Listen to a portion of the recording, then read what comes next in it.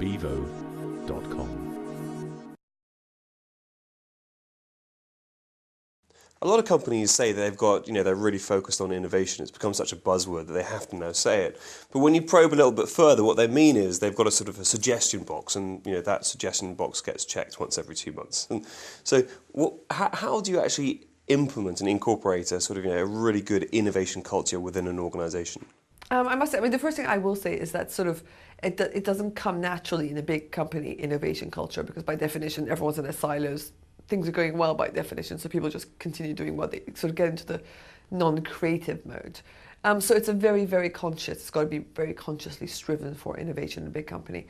But and it's difficult to subscribe what exactly would work. But for me, very much, I think just allowing people the freedom. I think however big your company is, you've still got small pockets. So you basically, there's a sort of, I suppose, Jack Welch model slightly. That you create little pockets that they behave like they're a small business. And they've got the big sort of umbrella organization over them, basically. A bit like a sort of federal structure. So everyone works as if they're small. So once you get that, this is a small business feeling, people start behaving differently. Once you give that people, also, letting people gravitate towards areas they like as well. People just we all get like that, I think. I've seen myself get like that. Once you are given a structure, everyone gets complacent. It's just the sort of lowest common denominator in a way. And I think if you remove the structure, if you allow the flexibility, people by definition get more agile. Yeah, that's interesting, because a lot of organisations feel that if it ain't broke, don't fix it. So how do you actually break up the organisational structure to create that sort of, that energy and that innovation? Well, I think, as they say, the first thing is awareness. So once you become aware that there's sort of chains of command, there's traditional departments, so traditional silos, actually kill creativity. They box people in. People become very internally focused. I remember seeing that at Coffee Republic. It just, as soon as we got a big head office, all you felt you had to do was just turn up at the head office, because that was work. And for me as the entrepreneur, work was the stores every morning. I wouldn't mind if no one came to the office, but they spent all morning in the store seeing what's wrong, what can we do better.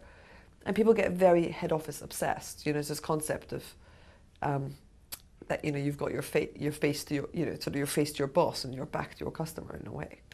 And just once you become aware of that, I think it's a big step to realize not to become so internally focused.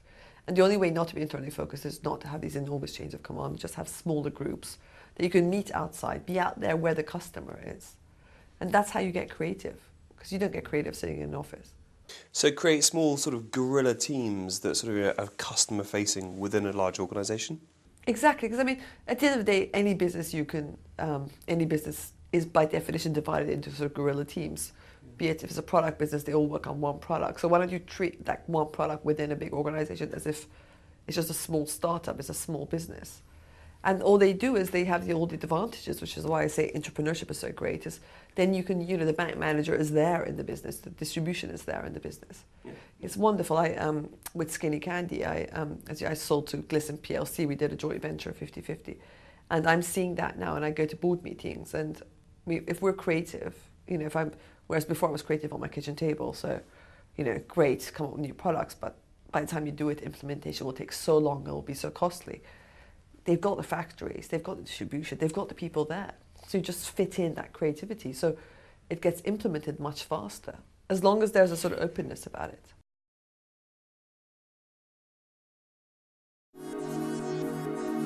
bevo.com